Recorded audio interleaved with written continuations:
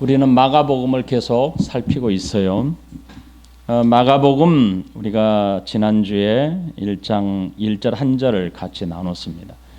하나님의 아들 예수 그리스도의 복음의 시작이라. 그러면서 우리들은 무엇을 먼저 생각하자고 했냐면 이 시작에 대해서 문을 활짝 열고 뭔가 우리가 기대하고 바라보았던 것이 펼쳐지는 것을 보자고 했습니다. 자, 그러면 이제 문을 열고 활짝 열고 바라보았더니 뜻하지 않는 길이 보입니다. 이게 바로 2절입니다. 선지자 이사야의 글, 이렇게 시작합니다. 선지자 이사야의 글. 자, 우리는 여기서 한 가지 우리는 역사적으로 구약의 성도들과 오늘 신약의 성도들의 공통점과 차이점을 좀 이해할 필요가 있어요.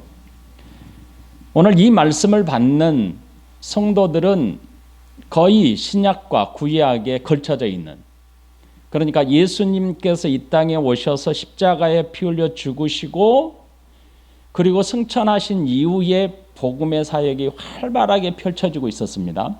여러분이 잘 아는 것처럼 로마에, 그리고 예루살렘에, 전 세계 각지에 지금 활발하게 펼쳐지고 있어요. 이 말씀이 65년 이후와 70년 이전에 기록된 거라면 분명히 신구약에 걸쳐져 있는 성도들이 다수가 살아 있었을 것이고, 그리고 만일 죽었다 할지라도, 구약의 백성들이 죽었다 할지라도 그 구약의 백성들이 이제 태어난 자녀들에게 이 약속의 말씀을 전수하고 있었습니다. 그러니까 이 전수된 말씀들을 붙들고 살아가고 있는 그 시기가 바로 이 마가복음이 기록된 것입니다. 더군다나 로마에서 핍박받고 고통받는 성도들이 이 말씀을 받게 된 것이죠. 그러면 우리는 무엇을 기억하셔야 되냐면, 핍박받는 구약의 성도들, 그 핍박받는 구약의 성도들이 자신이 믿는 바, 자신이 확신하고 있는 바, 그 신앙의 내용이 무엇인지, 그 신앙의 내용이 무엇인지 우리는 기억해야 되고, 그 믿는 바, 신앙의 내용을 붙들고 살아가면서 어렵고 힘들 때에도 믿음을 배반하지 않고 하나님에 대한 소망을 잃어버리지 않는, 그것이 무엇인가를 꼭 기억하셔야 합니다. 구약의 성도들이 역사 가운데서 아무리 어렵고 아무리 고통스러운 삶을 살아갈지라도 잃어버리지 않는 소망이 있었습니다. 결코 버리지 못할 소망이 있었습니다. 오늘 저와 여러분들에게 똑같은 말씀인데, 우리가 이 땅에서 마지막까지 살면서 붙들어야 할 내용이 있습니다. 결코 이것을 버리면 안 됩니다. 이걸 놓치면 안 됩니다. 저와 여러분들이 이걸 놓치면 결탄코 안 되는 내용이 있습니다. 마찬가지로 구약의 성도들이 아무리 어렵고 힘들고 고통스러워도, 아무리 죽음의 문 앞, 죽음의 문턱, 내가 죽어가는 숨이 끊어지는 그 순간까지도 놓치면 안 되는 것이고 있고, 놓칠 수 없는 그것이 있었습니다. 그게 바로 소망이죠, 소망. 그 소망은 오늘 우리가 가지고 있는 소망과 동일합니다. 그것은 바로 예수 그리스도에 대한 소망입니다. 구약의 성도들은 초림하실 메시아, 온 인류의 죄악을 해방할 메시아, 온 인류의 죄와 사망을 해결할 메시아를 기다렸던 것이죠. 메시아가 도래할 것을 소망함으로 살았습니다. 그러므로 구약의 성도들은 이 소망을 잃어버리지 않았고, 이 소망을 버리지 않았습니다. 그들이 죽음에 이른다 할지라도, 어떠한 어려움과 역경, 고난과 핍박이 오더라도 이 소망은 놓지 않았습니다. 이게 바로 구약의 성도들이 가지고 있는 초림할 메시아, 메시아가 도래할 그날을 바라보며 산 소망입니다. 그러면 저와 여러분들은, 오늘 우리들은 동일하지만 재림할 메시아를 기다리고 사는 겁니다.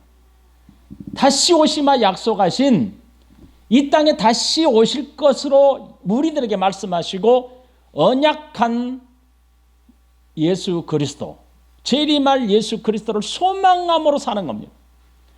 바로 이 말씀을 받고 있는 1차 독자였던 초대교회 성도들은 이 두 가지를 붙들면서 믿음의 자녀들에게는 초림한 예수 그리스도가 누구인지를 가르쳐줘야 될 필요성이 있었고, 이걸 가르치는 게 저들에 대한 소망의 전수였고, 그리고 그 예수 그리스도를 만나고 예수 그리스도를 믿은 백성들은 앞으로 펼쳐질 나라, 예수 그리스도를 통해서 펼쳐질 하나님의 거룩한 나라와 재림하심으로 말미암아 이 땅이 완성될 그날을 바라보며 소망함으로 하루하루를 버텨낸 겁니다.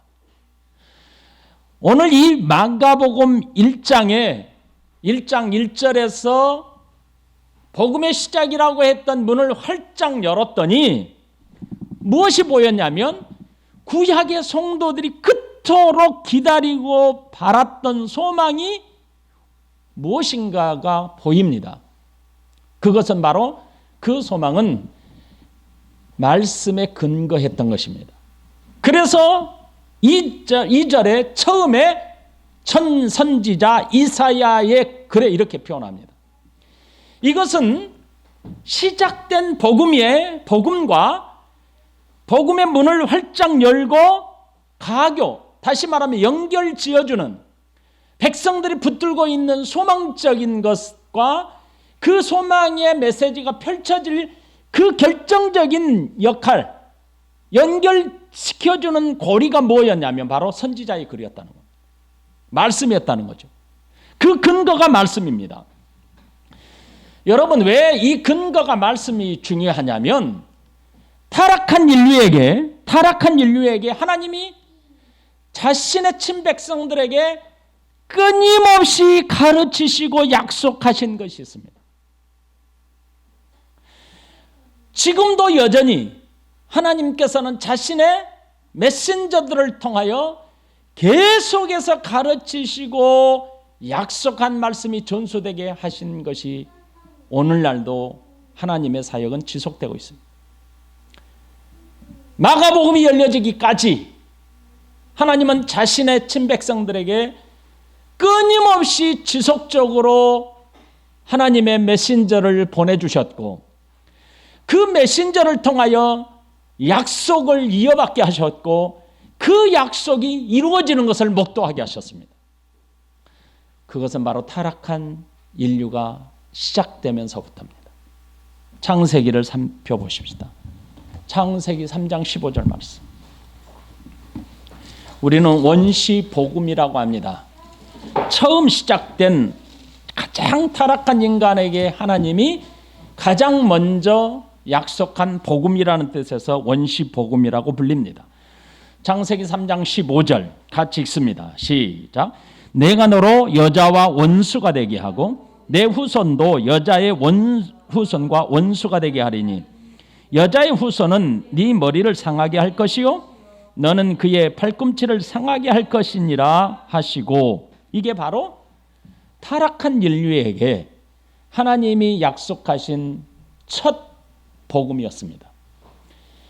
이 약속의 말씀이 구약의 가장 마지막에 기록된 말라기에서 또 찾아볼 수 있습니다. 자, 말라기 한번 펴보세요. 말라기 구약 성경 제일 마지막 부분에 있는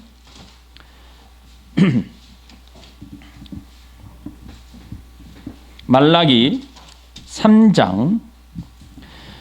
말라기 3장과 4장은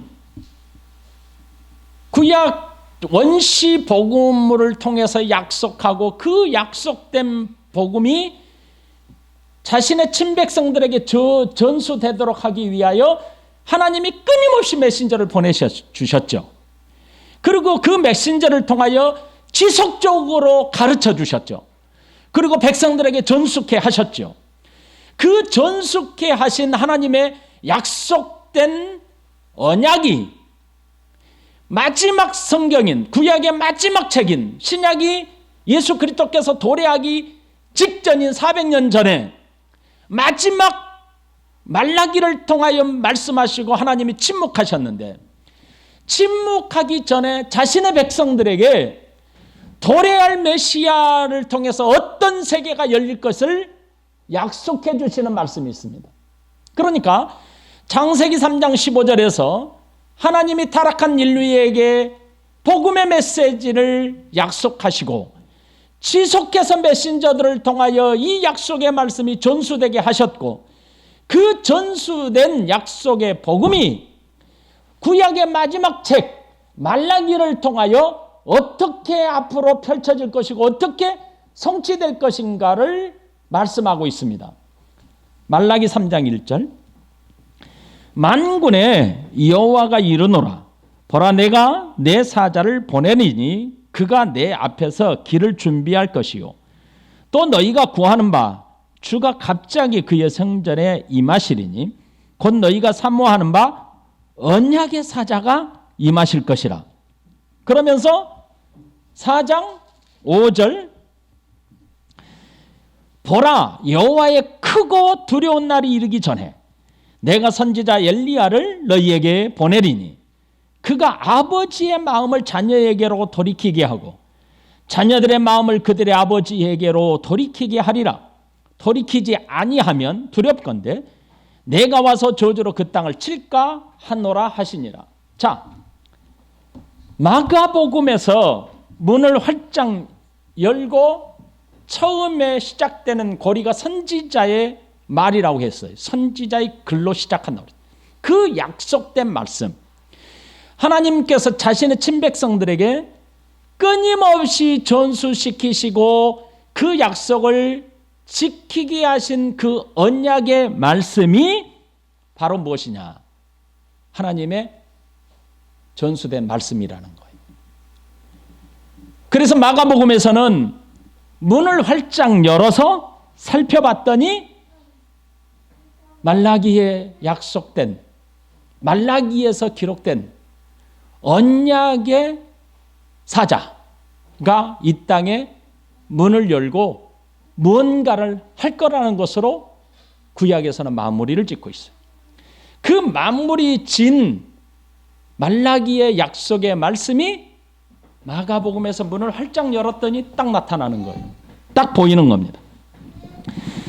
그래서 말라기에서는 뭐라고 하시냐면 하나님의 언약에 주께서 이 땅에 내려오시면 크고 두려운 날, 곧 메시아가 이 땅에 오면 자신의 백성들에게는 말씀을 지키고 이 언약을 붙들고 소망을 가진 자들에게는 구원의 놀라운 역사가 일어날 것이지만 약속의 말씀, 언약의 소망을 품지 않고 배반하고 배신한 자들에게는 크고 두려운 날, 하나님의 심판이 놓이게 될 것을 말씀하셨습니다. 그런데 그 메시아가 이 땅에 도래하기 전에 반드시 무슨 일이 일어나냐면 바로 그것은 메시아의 길을 예비하는 사자가 올 것이다. 이렇게 말씀하십니다. 자, 그러니까 마가복음의 문을 활짝 열었더니 뭐가 보여요? 앞에 길을 예비하는 사자가 보이는, 길을 예비하는 게 보여요. 그 길을 예비하는데 그 예비하는 길이 왜 있냐면 길을 예비한다는 것은 뭔가 중요한 인물이 오게 될 것을 기대하게 하는 거죠. 예를 들어서 우리가 복음에 대해서 말씀을 드렸는데 뭔가 시장통이 분주해지고 지저분한 쓰레기들이 치워지고 그 지저분한 길들이 정비되면서 빨간 카페트가 쫙 깔렸어요. 그리고 빨간 카페트 끝부분에는 의자가 놓여 있고 주변에는 삼엄한 경비 속에 사람들을 접근을 못하게 해요. 그러면 이것이 보이면 사람들은 도대체 이걸 왜 할까? 왜 이 지저분한 시장통을 깨끗이 정리할까? 그리고 왜 경비를 세울까? 그리고 왜 빨간 카페트를 깔까? 짐작한단 말이죠. 이렇게 하는 것은 마지막에 저 왕자에 앉을 중요한 인물이 오고 있는구나. 중요한 인물이 오게 될 시점이 임박해 있구나. 이것을 짐작한단 말이에요. 자, 우리는 지난주에 마가복음을 읽는 로마의 성도들의 생각을 갖자고 그랬어요. 로마의 성도들은 마가복음 책을 딱 열어서 잡았더니 놓칠 수가 없는 거예요. 왜요? 처음부터 자신들이 그토록 소망하고 그토록 기다리고 자녀들에게 전수하고 또 전수했던 그 약속된 소망의 메시지가 딱 나타나는데 기가 막히게 창세기부터 말라기까지 자신들이 전수했던 그 언약의 약속의 말씀이 문을 열자마자 펼쳐진 것. 그러면 그 펼쳐진 끝에 나타날 메시아가 누구인가? 메시아가 와서 무슨 일을 할까?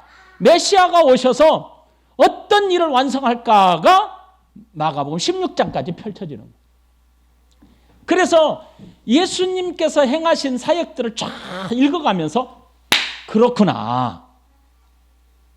우리가 믿었던 바 소망이 바로 이거였구나 라는 것을 마가복음을 통하여 로마에서 핍박받는 성도들은 이 말씀을 이해하고 힘있게 자신의 믿은 바 신앙의 내용을 지킬 수 있었단 말이죠.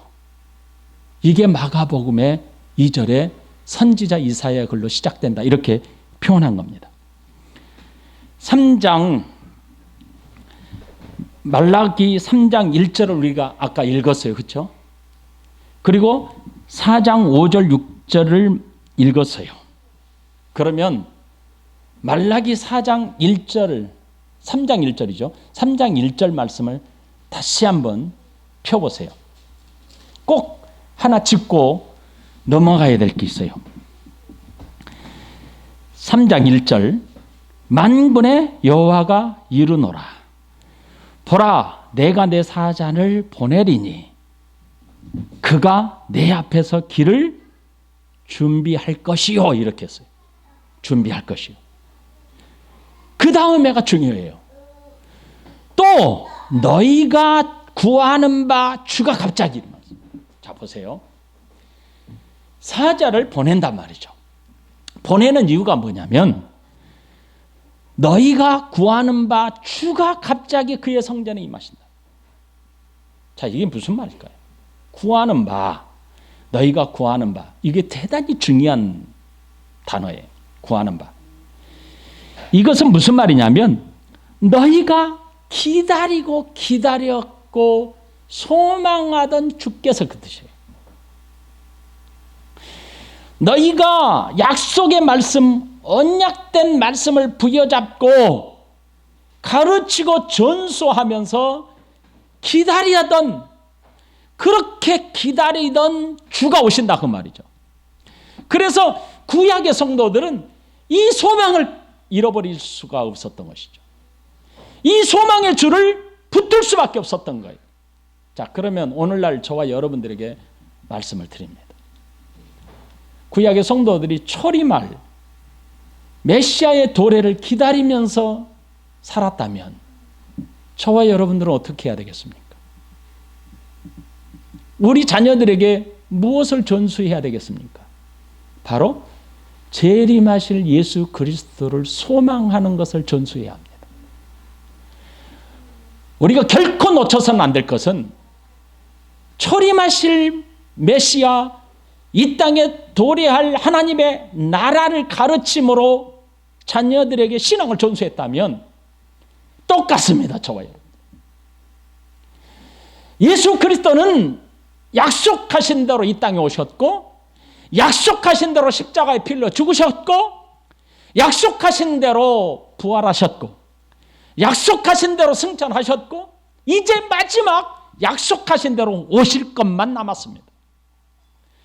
그렇다면 구약의 성도들이 초림하실 예수 그리스도로 도리말 하나님의 나라를 바라보며 소망을 가지고 믿음의 자녀들을 양육하고 신앙을 전수하고 그 소망을 지켜내서 자신들에게 펼쳐졌던 복음 예수 그리스도를 믿고 승리의 환희를 부르면서 핍박받으면서도 죽어가면서도 이 신앙을 버리지 못했다면 오늘날 저와 여러분들에게 있어서는 다시 오시마 약속하시고 다른 한 가지의 약속의 말씀을 남겨둔 재림하실 예수 그리스도를 믿음으로 바라봐야 되고 소망함으로 바라봐야 되고, 어떠한 경우에서도 구약의 성도들이 이 말씀을 부여잡고 죽음도 불사하면서 지켜낸 것과 같이 저와 여러분들도 마찬가지로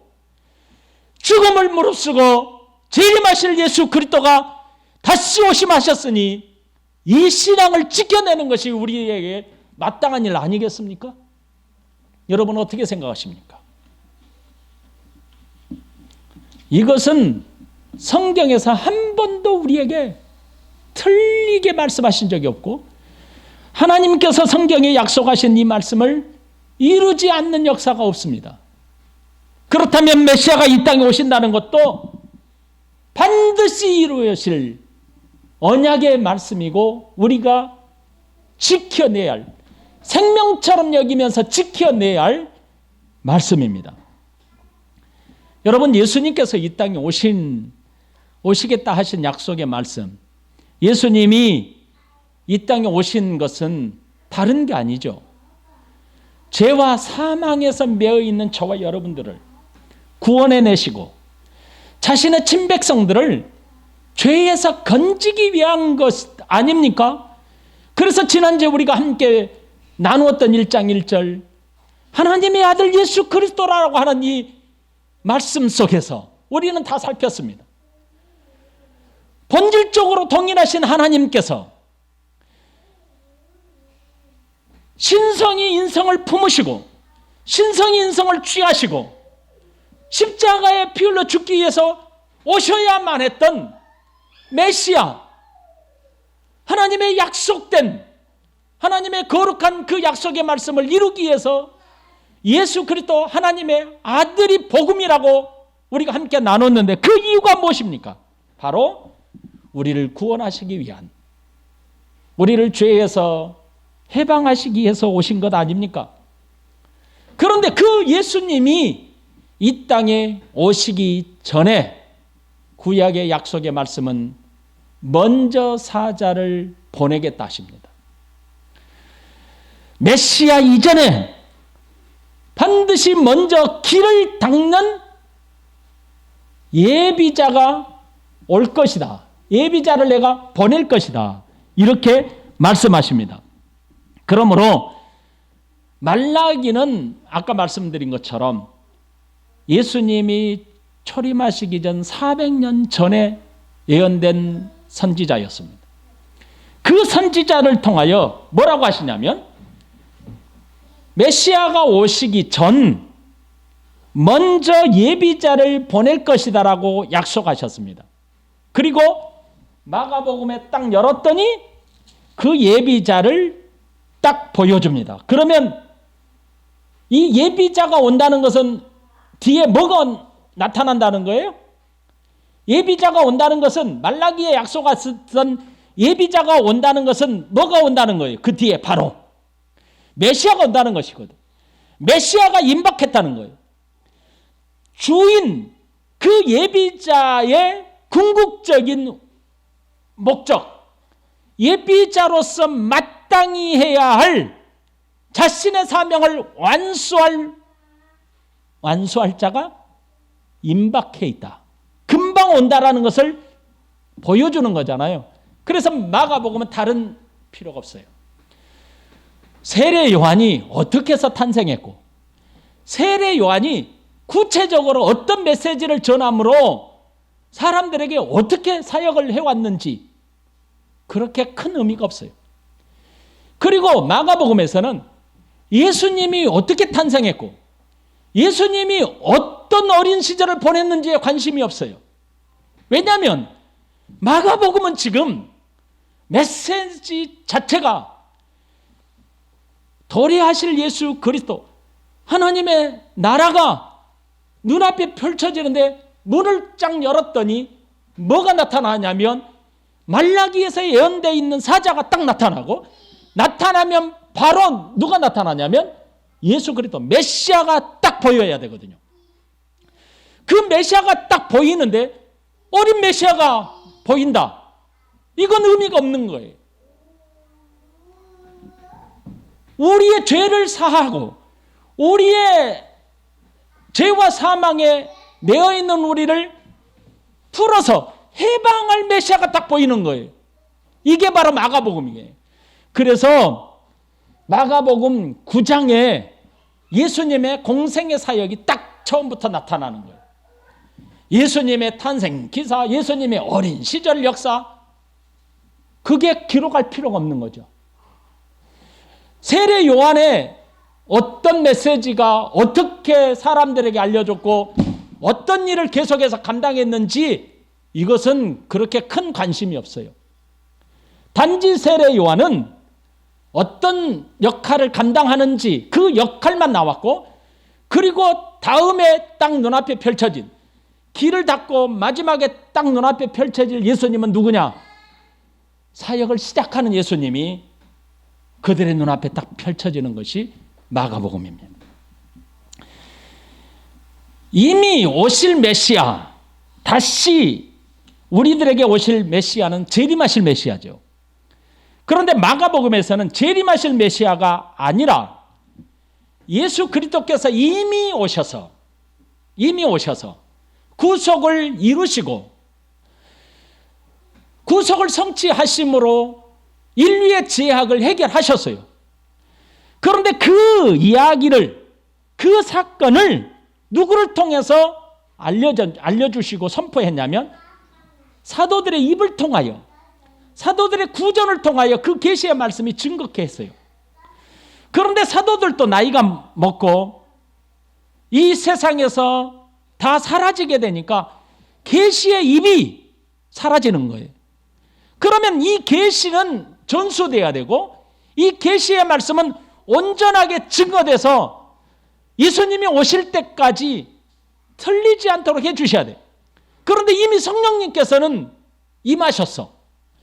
그러면 성령님께서 임하셨는데 성령님은 무엇을 근거로 사역하시냐면 하나님의 말씀을 근거로 사역하시거든요. 근데 그 말씀이 입이 자꾸 사라지는 거예요. 그러면 하나님께서는 그들의 입을 통하여 계시의 말씀이 전달되던 것을 기록하여, 문자로 기록하여, 이것이 예수 그리스도께서 다시 오실 때까지 전수할 필요가 있었고, 그 약속되고 기록된 말씀을 통해서 성령님은 그 근거로 일하시거든요. 그래서 마가복음은 오실 메시아에 관심이 있지 않고 이미 오신 예수 그리스도, 초림하신 예수 그리스도께서 자신의 믿는 바를 내가 지키고 자녀들에게 전수하고 가르치고 로마에서 형장의 이슬로 사라지기까지 붙들었던 신앙의 내용이 무엇인가? 우리가 믿는 바가 어떤 것인가? 과연 이 믿는 내용이 정확한가? 이것 때문에 우리가 목숨을 걸어도 되는가? 이것을 확실하게 하기 위하여 기록된 복음이란 말이죠. 그 복음의 내용이 아까도 말씀을 드렸지만 2절에서 문을 열었더니 메시아 이전에 올 예비한 자, 예비자가 나타나는 거예요. 그래서 2절 말씀에 선지자 이사야의 글에 보라 내가 내 사자를 내 앞에 보내노니 그가 내 길을 준비하리라.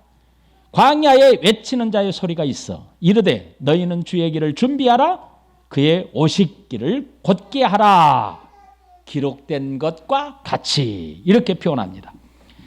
자, 여러분 이 말씀들은 이사야 40장 3절 5절 말씀을 보아야 돼요. 이사야 우리가 다 나눴던 말씀이에요. 이사야 40장을 펴보세요. 이사야 40장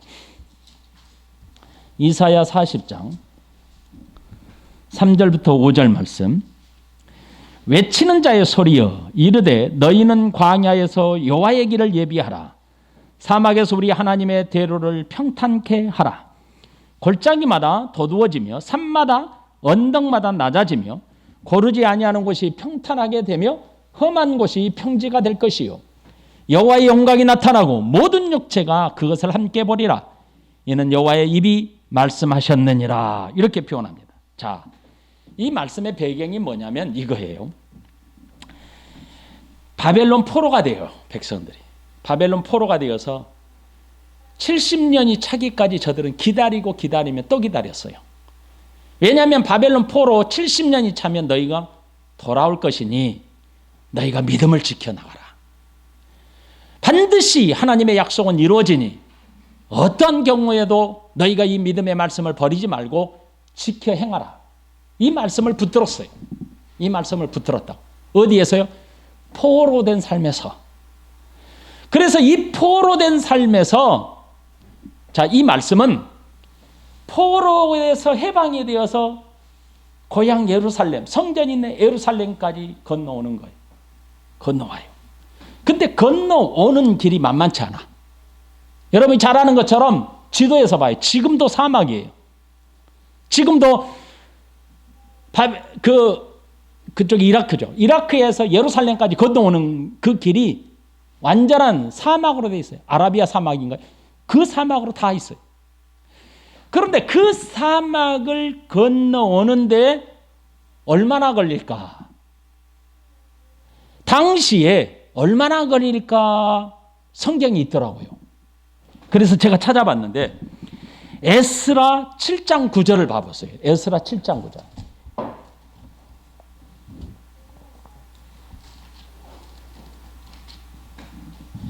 에스라 7장 9절 8절부터 제가 말씀을 읽을게요. 이 에스라가 올라왔으니 왕의 제7년 다섯째 달이라. 첫째 달 초하루에 바벨론에서 길을 떠났고 하나님의 선한 손이 도우심을 입어 다섯째 달 초하루에 예루살렘에 이르니라. 이렇게 했어요.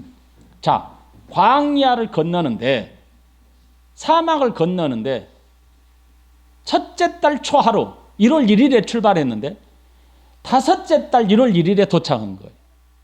그러니까 무려 4달을 지나서 예루살렘에 도착한 거죠. 결론은. 자, 그러면 이사야 40장 우리가 함께 읽었던 이 말씀의 배경이 이거예요. 뭐냐면 백성들은 오랫동안 포로 생활해서 기다리잖아요. 무엇을 기다려요? 포로로부터 해방될 것을 기다리잖아요. 포로로부터 해방될 것을 기다리는데 고향 예루살렘으로 돌아오는 백성들 앞에 길을 예비하는 자가 나타난다는 거예요. 해방되었습니다라고 선언할 길잡이가 나타난다는 거예요. 그 사막을 건너는 그 사막에서 외치는 선포하는 소리가 있다는 거예요. 사막을 가르짖으며 외치는 소리가 있어요. 준비해라, 왕이 오신다 말이죠. 우리를 해방할 해방자가 오신다. 그 소리가 누굽니까? 사막을 가르고 나타날 그 소리가 누구예요? 복음의 문을 활짝 열고 쳐다보았더니 그 소리가 나타나는 거예요. 그 소리가 나타나서 그 소리가 궁극적으로 무엇을 말합니까? 그 소리에 담긴 메시지가 뭡니까? 우리가 기다렸던 왕이 오신다. 우리가 기다렸던 메시아가 오신다. 이것 아닙니까? 그런데 그 소리는 구약에서 약속된 소리였어요. 이사야의 약속된 소리였고 말라기에서 약속된 소리였어요. 그 소리가 외치는 궁극적인 메시지의 핵심은 바로 왕이 오신다는 것이죠. 우리의 해방자가 오신다는 것이죠. 우리를 죄에서 해방할 메시아가 오신다는 것이죠. 그래서 마가복음은요. 마가복음 다시 들어가 보십시다. 마가복음 1장에 광야에 외치는 소리가 있어 이렇게 하면서 세례 요한의 내용이 선포되는 내용이 8절까지 딱 나타나요. 그런데 그 8절에서도 내 뒤에 오시는 이가 누군지 그 내용이 주된 내용이에요. 그리고 난 뒤에 그의 삶의 내용은 끊어져요. 없어져요. 사라져요. 그리고 마지막에 나타나는 세례 요한에 나타나는 내용이 있어요. 한번 봐보세요. 6장 14절을 봐보세요. 참 기가 막힌 거예요. 여러분 이 말씀. 여러분 이 말씀을 이해하시고 읽어보면요. 참 기가 막힌 말씀이 마가복음이에요. 6장 14절부터 보시면 이에 예수의 이름이 드러난지라 헤롯 왕이 듣고 이르되 이는 세례 요한이 죽은 자 가운데서 살아났도다. 이미 죽었는데 세례 요한의 사건을 소환을 시켜요. 이미 끝났어요. 세례 요한은 없어졌어요. 그런데 뭐라고 하냐면 어떤 이는 그가 엘리야라 하고 또 어떤 이는 그가 선지자 옛 선지자 중에 하나와 같대 하되 헤롯이 듣고 이르되 내가 목벤 요한 그가 살아났다 하더라. 세례 요한을 소환을 해요. 누구 때문에? 예수님 때문에. 이미 죽은 세례 요한이 소환을 당해요. 누구 때문에? 세례 요한이 증거했던 세례 요한이 길을 예비하여 궁극적으로 사람들에게 오셨다라고 외쳤던 그 소리가 소환을 당해. 무엇 때문에요? 예수님 때문에. 자기가 증거했던 길을 예비해서 마지막 보여주었던 예수님 때문에. 그래서 그가 어떻게 죽었는지를 설명해. 이것으로 끝나요. 이것으로. 세례 요한이 바로 이 일을 한 거예요. 다시 마가복음. 그래서 마가복음 1장 2절부터 3절 이 말씀을 읽어보면 2절과 3절은 구약 성경에 인용한 본문이 달라요. 2절은 우리가 함께 읽었던 말라기 3장 1절부터 6절에 기록되어 있는 엘리야에 대한 세례 요한에 대한 예언이에요. 그리고 4절은 세례 요한이 광야에 이르러 죄 사함을 받게 하는 회개 세례를 전파하더라. 이 말씀은 이사야 40장 3절에서 인용한 말씀이에요. 그러면 자, 한번 살펴보세요. 2절에서 보세요. 사자가 누군가? 2절에서 보세요. 보라 내가 내 사자를 내 앞에 보내노니 그랬어요. 그가 내 길을 준비하리라. 이 말씀. 그런데 이 사자가 누구인가? 3절에서는 누구라고 해요? 광야에 외치는 자의 소리라고 그래요. 광야에 외치는 자의 소리. 자, 외치는 자의 소리. 그 사자가 누구냐면 외치는 자의 소리예요. 내 사자를 네 앞에 보낼 것이다 그랬어요. 그런데 그 앞에 보낼 사자는 누구냐면 3절에 외치는 자의 소리예요. 그러면 이 소리는 막연하게 개념일까? 막연하게 우리가 생각할 수 있는 관념일까? 아니란 말이죠. 이 소리는 구체적으로 실체인 사람이에요. 그 실체가 실제로 오실 예수 그리스도를 예비한 실체적인 사람인데 그 실체적인 사람이 누구냐? 사막을 가르고 길을 내고 평탄케 하는 예비자란 말이에요. 그게 바로 세례 요한이 세례를 통하여 회개케 함으로 메시아를 맞이하게 하는 일을 감당한 것이 세례 요한이란 말이죠. 그래서 마태복음 11장을 한번 펴보실래요? 마태복음 11장 7절부터 10절. 그들이 떠나매 예수께서 무리에게 요한에 대하여 말씀하시되 너희가 무엇을 보려고 광야에 나갔더냐? 바람에 흔들리는 갈대냐? 그러면 너희가 무엇을 보려고 나갔더냐? 부드러운 옷 입은 사람이냐? 부드러운 옷을 입은 사람들은 왕궁에 있느니라. 그러면 너희가 어찌하여 나갔더냐? 선지자를 보기 위함이더냐? 옳다. 내가 너희에게 이르노니 선지자보다 더 나은 자니라. 기록된 바 보라 내가 내 사자를 내 앞에 보내노니 그가 내 길을 네 앞에서 준비하리라 하신 것이 이 사람에 대한 말씀이니라. 이렇게 표현해. 예수님께서 소개하시는 거예요. 세례 요한에 대해서. 내 앞에 소리가 있는데 그 소리는 나를 예비하여 너희에게 회개케 하는 세례를 베품으로 백성들을 맞이하게 한다. 백성들을 통해 백성들에게 예수 그리스도를 맞이하게 한다. 메시아를 맞이하게 하는 사역이다. 그러므로 결국은 예비할 자가 왔다는 것은 무엇이 도래했다는 거예요? 복음이 도래했다는 것이죠. 그들이 그토록 소망하던 메시아가 도래했다는 것이죠. 복음을 통해서 새로운 시대, 구약에서 예언되어 있고 구약에서 약속되어 있고 구약에서 그렇게 백성들에게 전수되었던 그 언약이 이루어졌다라는 것을 보여주는 것이죠. 그래서 선지자의 글, 기록한 것과 같이 이렇게 표현한 거예요. 선지자의 글에서 기록된 것 같이 이렇게 표현한 것이 꼭 기억하십시오. 예수님은 하늘에서 갑자기 뚝 떨어져서 이 땅에 오신 게 아니에요. 역사 가운데 갑자기 오신 게 아니에요. 하나님이 백성들에게 가르치고 전수하도록 하신 그 약속대로 오신 거예요. 예수님은 다시 오시마 약속하셨어요. 우리들에게 생각지도 못한 때 어느 날 갑자기 오신다고 그랬어요. 그런데 진짜 갑자기 오시냐고요? 아니에요. 우리에게 계속해서 뭐라고 하셨냐면 이 말씀을 전수하고 가르치고 믿고 기다리라고 끊임없이 지속적으로 계속해서 그런 자들에게 오실 때는 갑자기 오시는 게 아니죠. 기다린 분이 오시는 거예요. 얼마나 반갑겠어요. 오매불망 문을 열기를 기다려 누가 문을 두드리기를 기다리다가 누가 문을 톡톡톡 두드렸어. 문을 활짝 열었더니 바로 그분이야. 이렇게 오시는 거예요. 그런데 전혀 예상하지 못해. 믿지도 않아. 소망하지도 않아. 그런데 누가 문을 두드려. 예상할 수 없는 분이 문 앞에 딱 나타나. 얼마나 당황스러웠겠어요. 벌거벗은 몸으로 문을 열었던 그분이야. 얼마나 당황하기가. 이런 자들은 다 멸망에 처한다고 그랬어요. 지옥불, 유황불에 들들 끓는 지옥불에 들어갈 거라고 그랬어요. 예비된 저들을 예비한 곳에 쳐넣겠다고 그랬어요. 그러므로 초림하신 예수 그리스도도 갑자기 오신 게 아니에요.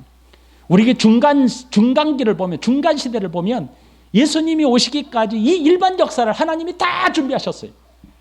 복음의 말씀을 증거하기 위해서 언어도 통일시켰고 길도 로마의 길은 다 통한다고 그랬어요. 길도 다 준비했어. 언어, 문화, 역사, 철학도 다 준비해놨었어. 누가 오시기까지, 예수님이 오시기까지. 그런데 그 예수님이 문을 딱 열고 오셨는데 믿는 사람들은 뭐가 나타나냐면 옳거니 이사야가 그렇게 외쳤던 말씀, 말라기에서 그렇게 약속했던 말씀, 그 말씀이 딱 펼쳐지니 딱 붙는 거예요. 옳거니 왕이 오신다. 그러니 이걸 놓칠 수가 있어요. 오늘 저와 여러분들도 마찬가지란 말이에요. 저와 여러분들도 마찬가지라고요. 우리 주 예수 그리스도께서 다시 오시면 약속하셨어요.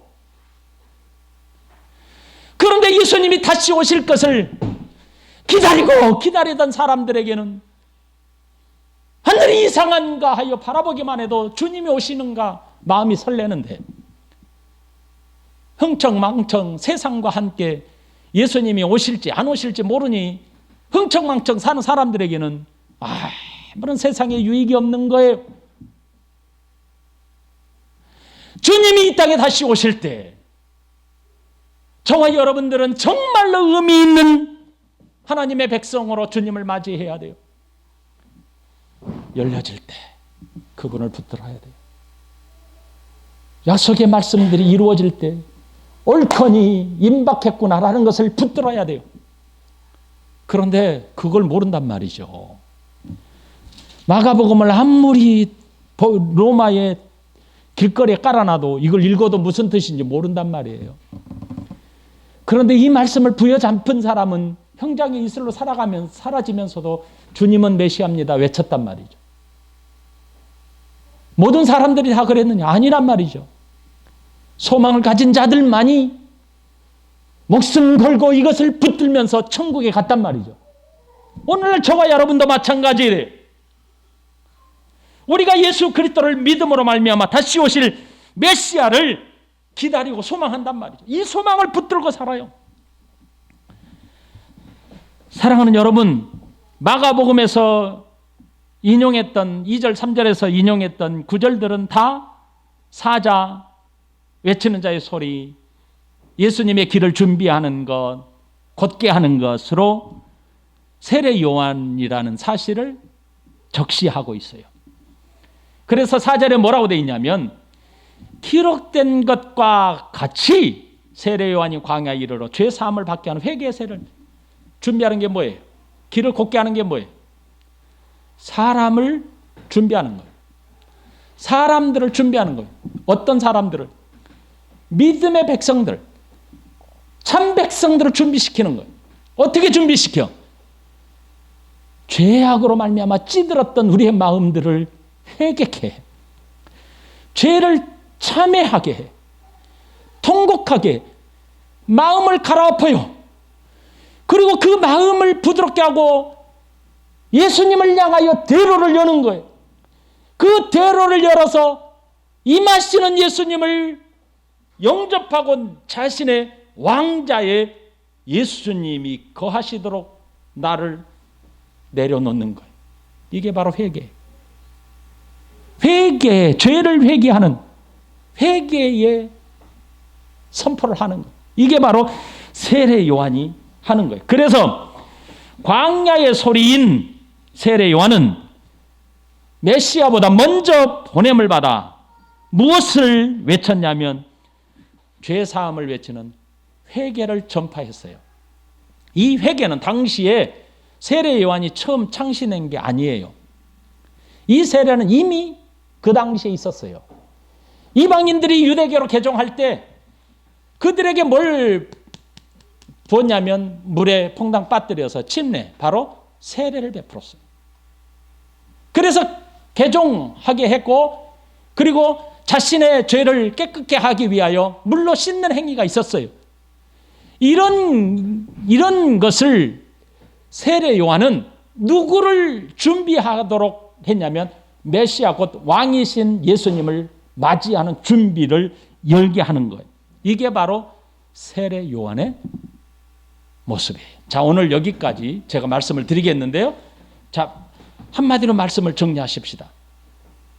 자, 마가복음에서 시작 문을 열었어요. 복음의 시작 문을 열었어요. 열었더니 기다리던 소망하던 것이 딱 펼쳐져. 고리가 있어. 구약과 신약의 고리가 있어. 그 고리가 바로 선지자들의 예언의 말씀이고 저들이 지키고 전수했던 말씀이에요.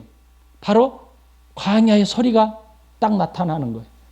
그런데 그 광야의 소리는 그 소리로서 사명이 끝나면 뭐가 보여야 되냐면 초림하신 메시아, 도래한 하나님의 나라가 딱 보이는 거예요. 이게 광야에 외치는 자의 소리의 사명은 그것으로 끝나는 거예요. 더 이상 없어요. 소리는. 그래서 중심은 바로 예수 그리스도예요. 메시아예요. 메시아를 바라보게 해요. 오늘 여기서 우리 구약의 성도들과 오늘날 살아가고 있는 믿음의 성도들이 같은 마음으로 살아가야 될 이유가 있다. 저는 그렇게 생각해요. 초림하실 메시아를 기다리면서 구약의 성도들은 회개하고 영접할 준비를 했어야 합니다. 오늘 저와 여러분들은 재림하실 예수님을 기다리면서 뭐를 해야 되냐? 우리는 회개하고 예수님을 영접했어요. 그러면 어떻게 해야 돼요? 구원받은 하나님의 백성으로서의 삶을 살면서 그 재림하시는 예수 그리스도를 소망하며 사는 것이 믿음을 지키고 신앙을 지키는 것이 우리들의 해야 될 일이에요. 이것을 지키는 자들에게는 약속된 백성의 반열에 서겠지만 이것을 지키지 못하는 자들은 약속된 반열에서 떨어져 나갈 거예요.